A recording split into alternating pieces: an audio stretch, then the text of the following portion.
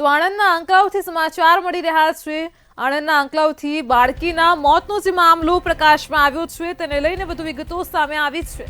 તો નવાખલ ગામની 6 વર્ષની બાળકી ગુમ થઈ ગઈ હતી। આ બાળકીના મોતનો મામલો છે। ગામના જ અજય પઢિયારે બાળકીનું અપહરણ કર્યું હતું। તો બાળકીની હત્યા કરી મૃતદેહને મેણી નદીમાં ફેંકી દીધો હતો। સમગ્ર મામલે પોલીસ તપાસ કરી રહી છે। ભારે શોધખોળ પછી આજે બાળકીનો મૃતદેહ મળી આવ્યો છે। તો આણંદના આંકલાવમાં બાળકી ગુમ થવાનો મામલો પ્રકાશમાં આવ્યો હતો। હાલ તો પરિવારે મૃતદેહને પેનલ પોસ્ટમોર્ટમ માટે મોકલ્યો છે। પરિવારે ભારે આક્રંદ સાથે બાળકીને અંતિમ વિદાય પણ આપી। અંતિમ વિદાયમાં મોટી સંખ્યામાં લોકો જોડાયા। આ યાત્રામાં 5000થી વધુની મેદની જોડાઈ હતી। તો બાળકીના મોતથી નવાખલ ગામમાં શોકનો માહોલ છે। તો બીજી તરફ સાથે લોકોમાં ભારે રોષ પણ જોવા મળ્યો છે। નવાખલ ગામની 6 વર્ષની બાળકી ગુમ થઈ હતી। તો આણંદના આંકલાવથી સમાચાર મળી રહ્યા છે। પેનલ પોસ્ટમોર્ટમ પછી પરિવારને મૃતદેહ પણ સોંપવામાં આવ્યો। તેને અંતિમ વિદાય પણ કરવામાં આવી। 5000થી વધુની મેદની અંતિમ યાત્રામાં જોડાઈ હતી। આજ મુદ્દે આપણી સાથે સંવાદદાતા સપન પટેલ ફોન લાઈન પર જોડાઈ ગયા છે। જી સપન, આણંદના આંકલાવથી સમાચાર છે। બાળકી ગુમ થવાનો મામલો પ્રકાશમાં આવ્યો હતો। બાળકી મળી આવી છે। પોલીસે કેવી કાર્યવાહી હાથ ધરી છે? ચોક્કસથી જે પ્રકારે આંકલાવની બાળકીનું અપહરણ કરીને ગામના જે યુવકે તેને ગાયબ કરી દીધી હતી અને હત્યા કરીને મિની નદીમાં ફેંકી દીધી હોવાની કબૂલાત કરી હતી। આખરે 3 દિવસની ભારે જહેમત બાદ પોલીસને બાળકીનો જે મૃતદેહ છે તે મળી આવ્યો છે અને મૃતદેહના પીએમ બાદ બાળકીને પેનલ પીએમ કરવામાં આવ્યું। પેનલ પીએમ બાદ પરિવારને સોંપવામાં આવી। ત્યારે પરિવાર બાળકીને અંતિમ વિદાય આપવા પોતાના ગામમાંથી નીકળ્યું હતું। તે સમયે બાળકીની સ્મશાન યાત્રામાં 5000થી વધુની જનમેદની જોડાઈ હતી અને ગામ શોકભર્યું વાતાવરણ વ્યાપી ગયું છે। જી સપન, સમગ્ર માહિતી બદલ આપનો આભાર।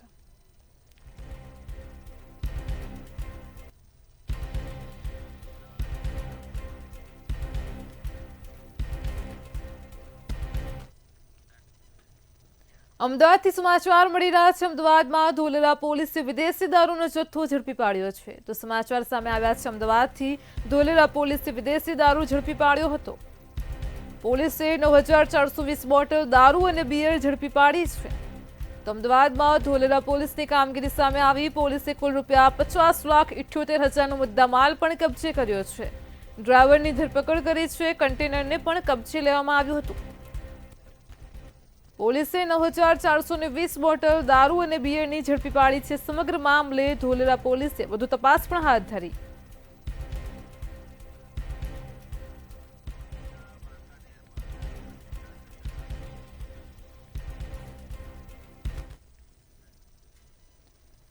મોરબીના વાંકાનેરમાં દારૂબંધીના લીરે લીરા ઉડ્યા છે। મોરબીથી આ સમાચાર મળી રહ્યા છે। દારૂબંધીના મોરબીના વાંકાનેરમાં ધજાગરા ઉડતા જોવા મળ્યા છે। તો જે પ્રકારે વિગતો મળી છે, સગીર વયનો બાળક દેશી દારૂનું વેચાણ કરતો નજરે પડ્યો છે। મોરબીના વાંકાનેરથી આ દ્રશ્યો છે। દેશી દારૂનું વેચાણ કરતો સગીરનો વિડીયો પણ ખૂબ જ વાયરલ થયો છે। તો પોલીસની કામગીરી ઉપર ગંભીર સવાલો ઉઠી રહ્યા છે। મોરબીથી આ દ્રશ્યો સામે આવ્યા છે। ગ્રાહકોને દારૂની થેલી આપતો સગીર વિડીયોમાં દ્રશ્યમાન છે। તો રાજ્યમાં દારૂબંધીના લીરે લીલા ઉડતા જોવા મળ્યા છે। વાયરલ વિડીયોમાં પૈસા લેતો પણ આ સગીર નજરે પડે છે। કાયદાની ચુંગાલમાંથી બચવા બાળકોનો ઉપયોગ કરાય છે।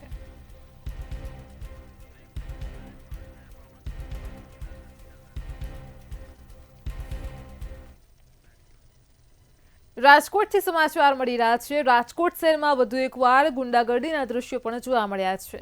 તો રાજકોટથી આ સમાચાર સામે આવ્યા છે। રાજકોટ શહેરમાં વધુ એકવાર ગુંડાગર્દીના દ્રશ્યો પ્રકાશમાં આવ્યા। જામનગર રોડ પર નાગેશ્વર સોસાયટીની આ ઘટના સામે આવી છે। સીસીટીવી પણ સામે આવ્યા છે। એપલ ગ્રીન એપાર્ટમેન્ટમાં જાહેરમાં જ ગુંડાગર્દી કરવામાં આવી હતી। તો એપાર્ટમેન્ટમાં જ રહેતા માથાભારે શખ્સનો આતંક જોવા મળ્યો છે।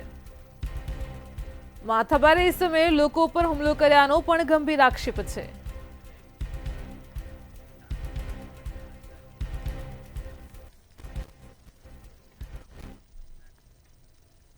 રાજકોટથી સમાચાર મળી રહ્યા છે। રાજકોટમાં ચાલુ કારમાં અચાનક આગ ફાટી નીકળી હતી। તો રાજકોટથી આગની ઘટના પ્રકાશમાં આવી છે। ચાલુ કારમાં અચાનક આગ ભભૂકી ઉઠી હતી। તો શહેરના મેટોડા જીઆઈડીસી પાસેની આ ગમખ્વાર ઘટના પ્રકાશમાં આવી છે। ચાલુ કારમાં અચાનક આગ લાગી।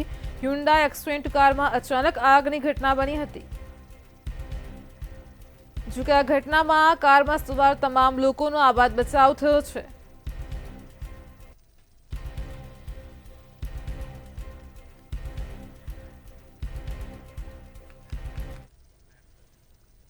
ગાંધીનગરમાં મધુર ડેરીના ચેરમેન તરીકે શંકરસિંહ રાણાએ પદભાર સંભાળ્યો છે અને ચેરમેન તરીકે પ્રથમ પ્રતિક્રિયા આપતા તેમણે કહ્યું કે મને 7મી વખત બિનહરીફ ચેરમેન બનાવ્યો છે। આગામી ટૂંક સમયમાં પણ 1000 કરોડનું ટર્નઓવર કરવાનું લક્ષ્ય છે તેમજ આંતરરાષ્ટ્રીય કક્ષાએ સહકાર વર્ષ ઉજવવાનું પણ નક્કી થયું છે। આ ઉપરાંત ચિલોડા ખાતે એક નાનું યુનિટ પણ ચાલુ કરવામાં આવશે। સહકાર વિભાગ અમિતભાઈના પાસે આવ્યા પછી નરેન્દ્રભાઈ મોદી સાહેબ અને વડાપ્રધાનની સાથે સાથે ગૃહપ્રધાનને જોડે રહી અને 2025નું વર્ષ યુનોમાં આપણે આંતરરાષ્ટ્રીય સહકારી વર્ષ તરીકે આખું વર્ષ ઉજવવું એવું નક્કી થયું। ભાગ સ્વરૂપે વર્ષની શરૂઆતથી જુદા જુદા સહકારિતાના પ્રોગ્રામો પૂરા દેશમાં અને ખાસ કરી ગુજરાતમાં અને એમાંય ગાંધીનગરમાં કરવાના થયા હતા। ગુજરાતમાં શિક્ષક ભરતી અને આદિ કર્મયોગી અભિયાનને લઈને મહત્વની જાહેરાત કરવામાં આવી છે। ગુજરાતમાં 2010થી શિક્ષકોની ભરતી પ્રક્રિયા પારદર્શક બની છે પરંતુ કોર્ટ મેટર્સને કારણે વિલંબ થયો છે। આદિજાતિ વિકાસ મંત્રી કુબેર ડિંડોરે જણાવ્યું કે આગામી સમયમાં ખાલી જગ્યાઓ પર ઝડપથી ભરાશે। એસટી વર્ગના વિદ્યાર્થીઓને શિષ્યવૃત્તિના નિયમો મુજબ પોર્ટલ આધારિત પારદર્શક રીતે આપવામાં આવશે અને જેથી કોઈ વિદ્યાર્થી વંચિત ન રહે। તો મંત્રીએ આદિ કર્મયોગી અભિયાનને વડાપ્રધાન નરેન્દ્ર મોદીના વિઝનથી પ્રેરિત પણ ગણાવ્યું છે અને દેશનું સૌથી મોટું અભિયાન પણ ગણાવ્યું હતું। વધુમાં શું કહ્યું આવો સાંભળીએ। આદિ કર્મયોગી અભિયાન ની શરૂઆત કરી છે અને એમને સૂત્ર આપ્યું હતું સૌનો સાથ, સૌનો વિકાસ, સૌનો વિશ્વાસ ને સૌનો પ્રયાસ। એ સૂત્ર માત્ર નથી, અમારા બધાના માટે મંત્ર છે। એ મંત્રને ચરિતાર્થ કરવા માટેનો એ ભગીરથ પ્રયાસ જે કર્યો છે અને સૌથી વિશાળ આદિવાસી નેતૃત્વ નિર્માણ માટેનું જન આંદોલન બને એના માટેના પ્રયત્નો થઈ રહ્યા છે। આજે મને કહેતા આનંદ અને ગૌરવની લાગણી અનુભવું છું કે ગુજરાતના 15 આદિવાસી જિલ્લાઓમાં 94 તાલુકાઓ અને 4245 ગામડાઓમાં આ કાર્યક્રમ ચલાવવાનો છે। રાજ્યના નાગરિકો માટે સરકાર દ્વારા પરિવહનની વ્યવસ્થાઓમાં વધારો કર્યો છે। ભાદરવી પૂનમે અંબાજી જતા એક્સ્ટ્રા બસો પણ શરૂ કરાઈ છે જે મેળાઓ બંધ થયા હોય તેને આર્થિક મદદ કરી ચાલુ કરવા માટે પ્રયત્ન કરાયો છે। ત્યારે રાજ્યના ગૃહમંત્રી હર્ષ સંઘવીએ 70 નવીન એસટી બસનું લોકાર્પણ કર્યું। ગૃહમંત્રી હર્ષ સંઘવીએ નવીન એસટી બસમાં પોલીસ હેડક્વાર્ટર્સથી સર્કિટ હાઉસ સુધી આ બસમાં મુસાફરી પણ કરી હતી।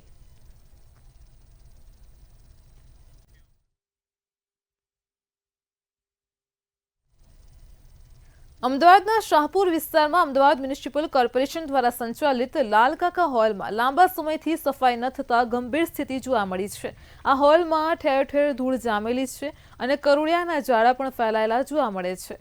તો ફાયર સુરક્ષા સાધનો પણ ધૂળથી ઢંકાયેલા છે જે કે ચિંતાજનક બાબત કહી શકાય। ત્રીજા માળ પર જવાનો દરવાજો પણ લગાવવામાં આવ્યો હોવા છતાં તેની અસર નથી અને કારણ કે દરવાજો ન હોવો બરાબર છે। તો અમદાવાદને સ્વચ્છતામાં દેશમાં પ્રથમ સ્થાન મળ્યું હોવા છતાં પણ આ હોલની દુર્દશા એ દીવાલ તળે અંધારુંની કહેવતને સાચવી ઠેરવે છે। સ્થળ ઉપર હાજર સિક્યુરિટી હેડને સફાઈના અભાવ અંગે પૂછતા તેમણે ગોળ ગોળ જવાબ આપ્યા હતા।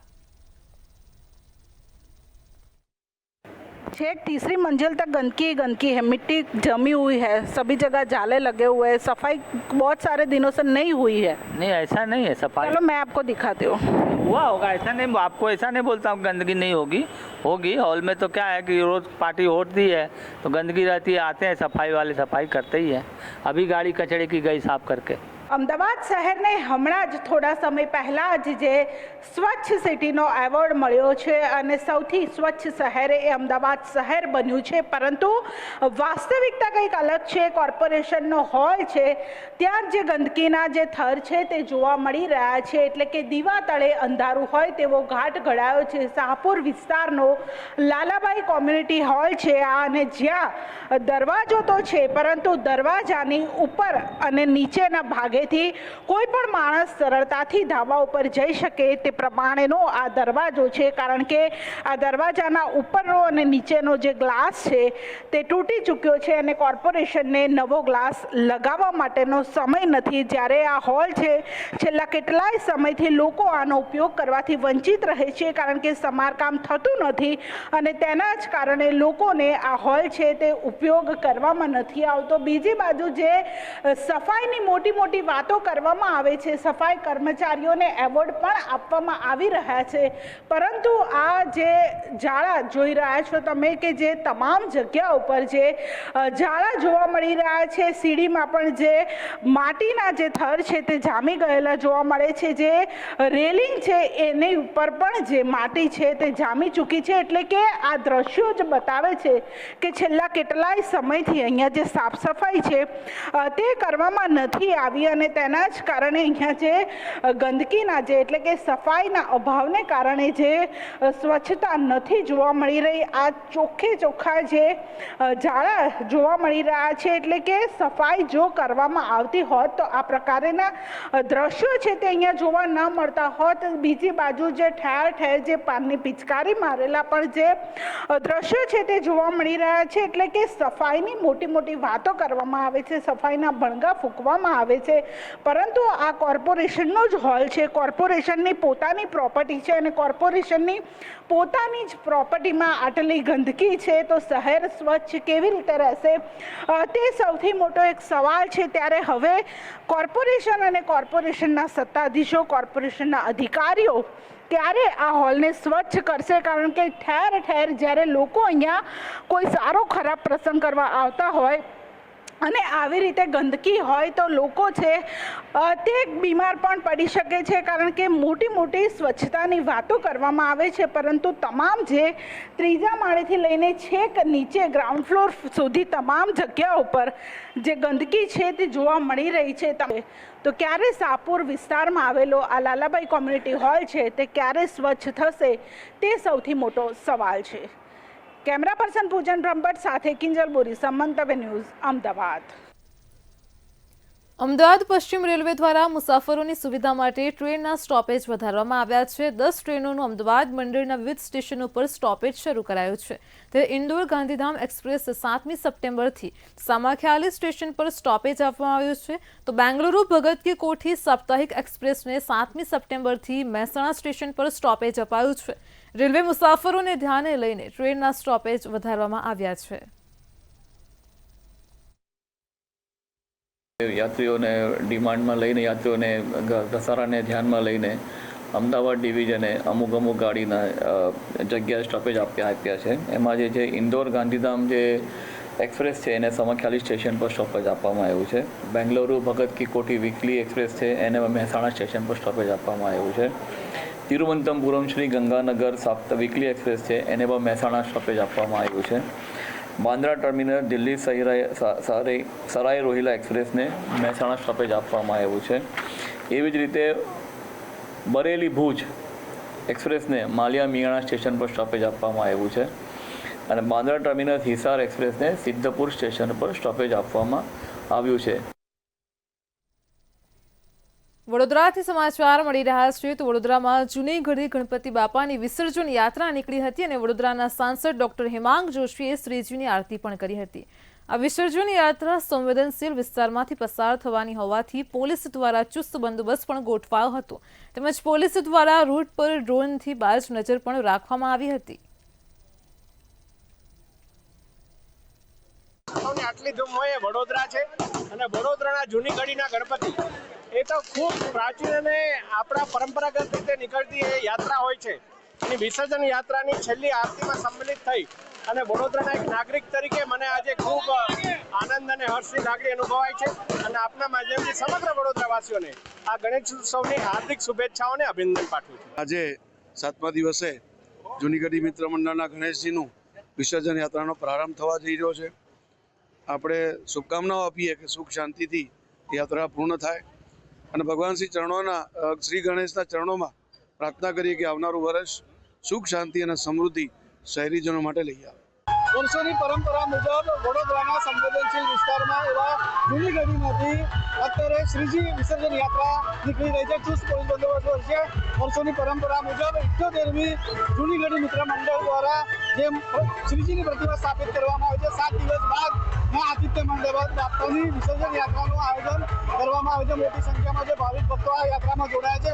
વડોદરામાં જૂની ગઢી મિત્ર મંડળ દ્વારા આયોજિત આ ગણેશ વિસર્જન યાત્રામાં મોટી સંખ્યામાં જે ભાવિક ભક્તો છે અત્યારે નજરે જોવા મળી રહ્યા છે.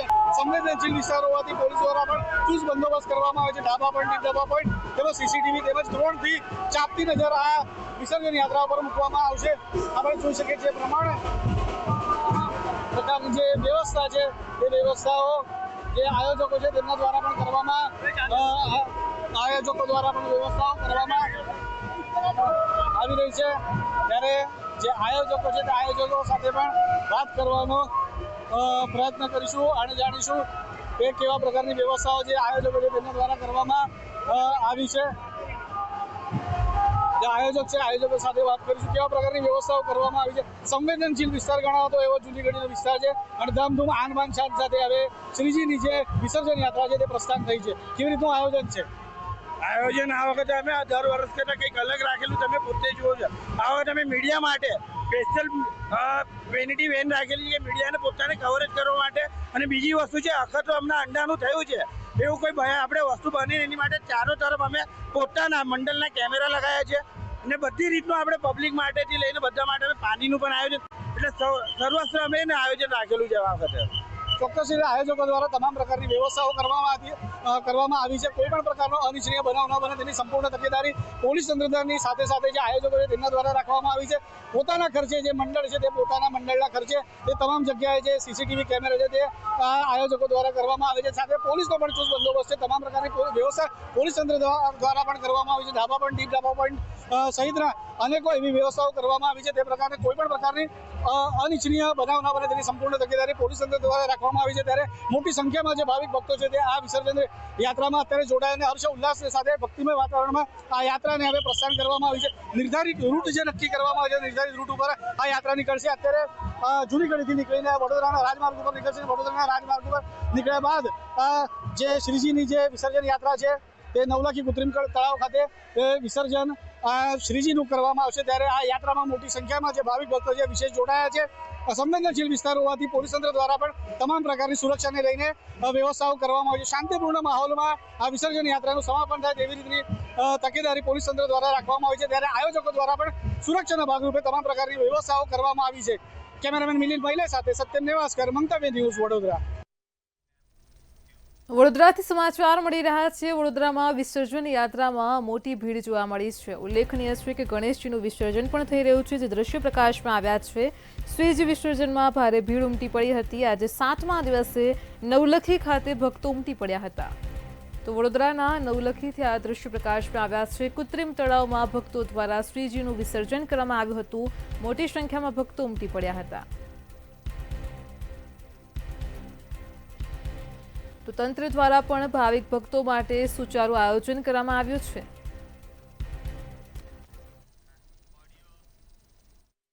હાલ વડોદરામાં ગણેશ ઉત્સવની રંગેચંગે ઉજવણી કરવામાં આવી રહી છે. આપણે જોઈ શકીએ જે પ્રમાણે અત્યારે આ નવલખી કૃત્રિમ તળાવ છે અને કૃત્રિમ તળાવમાં મોટી સંખ્યામાં જે ભાવિક ભક્તો છે પોતાના ગણેશજીનું વિસર્જન કરવા અત્યારે આવી પહોંચ્યા છે. નોંધનીય બાબત છે કે ગણેશ ઉત્સવની આપણે વાત કરતા હોઈએ તો વિસર્જનના પણ અનેકો એવા દિવસો છે જેમાં 1.5 દિવસ, 5 દિવસ, 7 દિવસ અને 10 દિવસનું બાપા આતિથ્ય માંડ્યા બાદ વિસર્જન કરવા માટે આવતા હોય છે. તો આજે 7મો દિવસ છે અને મોટી સંખ્યામાં જે ભાવિક ભક્તો છે તે પોતાના બાપાની પ્રતિમા લઈને અત્યારે વિસર્જન માટે અત્યારે આ કૃત્રિમ તળાવ ખાતે આવી પહોંચ્યા છે. હર્ષ ઉલ્લાસ સાથે રંગેચંગે પોતાના ઉજવણી કર્યા બાદ હવે બાપાનો વિદાયનો સમય આવ્યો છે. ત્યારે બાપાના વિદાય માટે અત્યારે તેઓ આ નવલખી કૃત્રિમ તળાવ ખાતે આવી ગયા છે. શહેરના મધ્યમાં આવેલો નવલખી કૃત્રિમ તળાવ મોટો છે અને તંત્ર દ્વારા પણ જે વિસર્જન કરવા માટે આવનાર જે ભાવિક ભક્તો છે તેમના માટે પણ સુચારુ વ્યવસ્થા અહીંયા કરવામાં આવી છે. ક્રેનની વ્યવસ્થા છે, તરવૈયાની વ્યવસ્થા છે, આ નિઃશુલ્ક વ્યવસ્થાઓ કરવામાં આવી છે. સાથે કોઈ પણ અનિચ્છનીય બનાવ ન બને તેના માટે ચુસ્ત પોલીસ બંદોબસ્ત પણ રાખવામાં આવ્યો છે. ત્યારે આપણે જોઈ શકીએ જે પ્રમાણે અહીંયા જે પરિવારજનો છે તેમના બાપાને વિદાય આપતા પહેલા બાપાની આરતી કરવામાં આવે છે.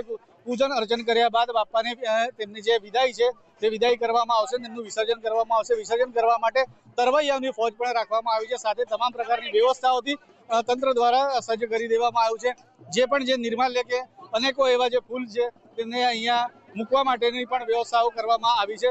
ત્યારે આજે 7મો દિવસ છે અને 7 દિવસનું આતિથ્ય માંડ્યા બાદ ગણપતિ બાપ્પા હવે જે લોકોના ઘરે છે, ઓફિસ છે, અનેકો એવા સ્થળો પર જ્યારે તેમની સ્થાપના કરવામાં આવે છે ત્યારે તેમનું વિસર્જન કરવાનો પણ રિવાજ છે.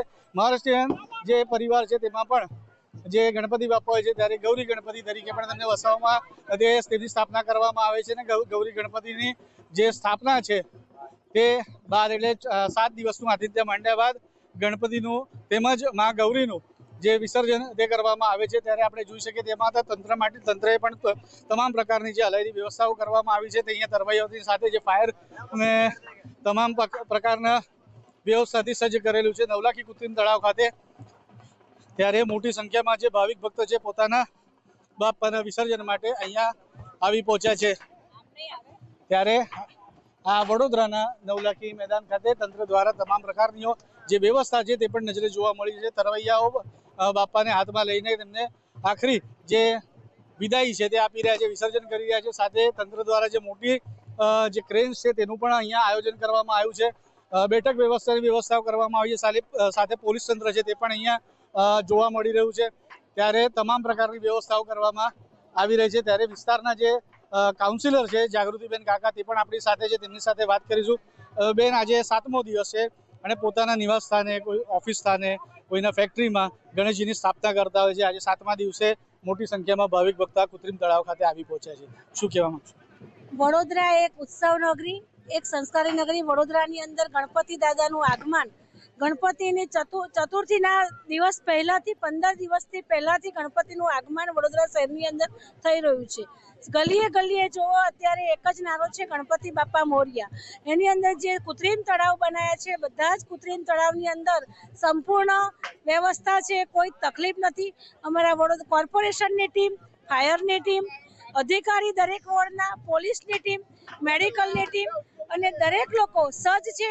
આના માટે મ્યુનિસિપલ કમિશનર શ્રી પણ સજ્જ છે અને અમારી કોર્પોરેશનની ટીમ પણ સજ્જ છે કે વિસ્તારના લોકોને કે શહેરના લોકોને કોઈને કોઈ તકલીફ ના પડે અને ગણેશજીનું વિસર્જન શાંતિપૂર્ણ થાય એવી દરેક વડોદરા શહેરીજનોને પણ આજે કહેવા માંગી રહી છું કે શાંતિથી ગણપતિ વિસર્જન કરવા માટે અહીંયા આગળ આવે.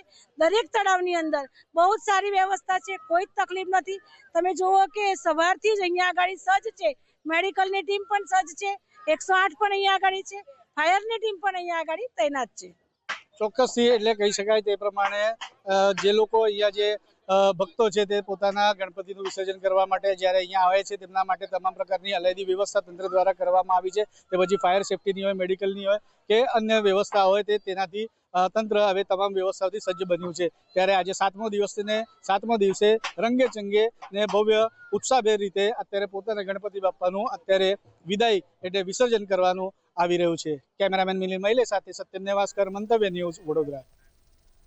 વડોદરામાં પારુલ યુનિવર્સિટી ખાતે વિકસિત ભારત યુવા સંવાદ કાર્યક્રમ યોજાયો હતો. બિહારના રાજ્યપાલ આરિફ મોહમ્મદ મુખ્ય અતિથિ તરીકે હાજર રહ્યા હતા. વડોદરાના સાંસદ ડોક્ટર હેમાંગ જોશીના સહયોગથી આયોજિત આ કાર્યક્રમમાં વિવિધ વિષયો ઉપર અર્થસભર અને વિસ્તારપૂર્વક ચર્ચા વિચારણા કરાઈ. તો બિહારના રાજ્યપાલ આરિફ મોહમ્મદે કહ્યું હતું કે ઘણા લોકો કહે છે અને આપણે પણ અનુભવી શકીએ છીએ કે ઘણી સદીઓ પછી ગ્લોબલ પાવરનું કેન્દ્ર બદલાઈ રહ્યું છે અને તે હવે યુએસએ અને ચીન વચ્ચેની સ્પર્ધા નથી, પરંતુ ભારત એક વૈશ્વિક ખેલાડી તરીકે પણ ઉભરી રહ્યું છે. આ કાર્યક્રમે સામાજિક રીતે જવાબદાર યુવાનોના વિકાસ માટે પારુલ યુનિવર્સિટીના પ્રયાસો તથા તેમને નીતિ નિર્ધારણ સાથે પાયાના સ્તરે તેમને જોડવાની તક પ્રદાન કરવાની કટિબદ્ધતા દર્શાવે છે.